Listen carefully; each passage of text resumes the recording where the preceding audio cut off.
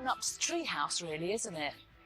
I mean, I think a complex site, steeply sloping, with a view in the trees, for me, personally, is perfect. I want to go and find out how it actually stands up here. I'm going in. There's no road access here. But hopefully, the house will be worth the hike.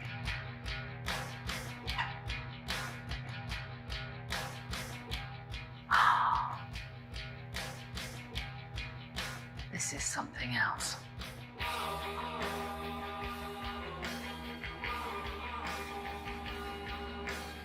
I've seen houses built into rock, but this is the first rock I've ever seen that's built into a house. This has got to be one of the most exciting rooms I've ever been in, and not at all what I expected. Just look at that! And the fact that it just slides into that concrete fireplace. But this is incredible.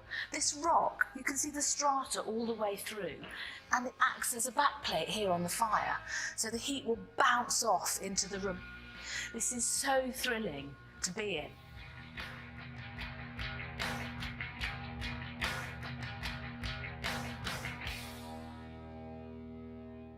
It's really, it's a work of art.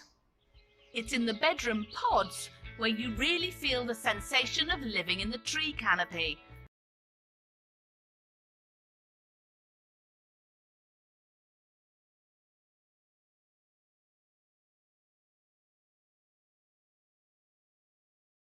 I could be a little bird in here, just sitting up in the treetops. I'd love to wake up here, hear the early morning bird song and the sunlight filtering through the pines.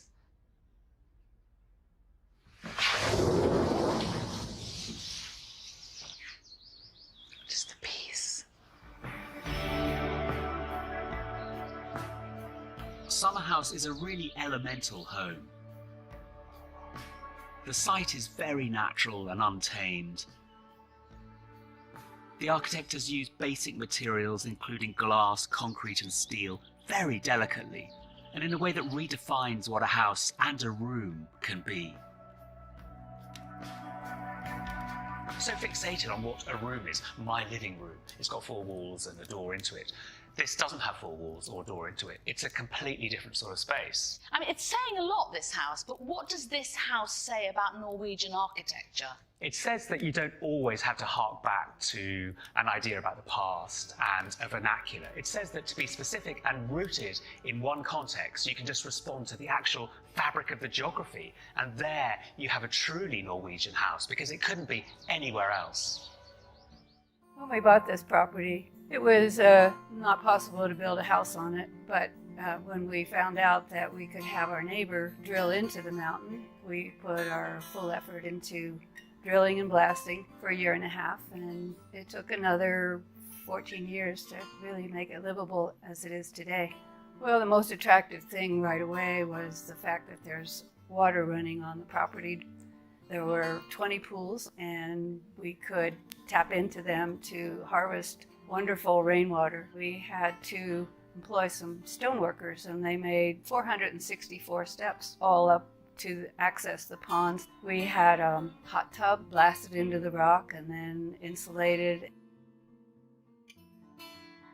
Now, the nice thing about living in a cave is that the temperature is always the same. The average temperature of the year, which is 68 degrees, is the rock temperature. So we don't really need any heating and cooling. We found that we needed some ferro-cement ceiling construction to put over the electricity and to hang light fixtures from it. We put in a commercial kitchen.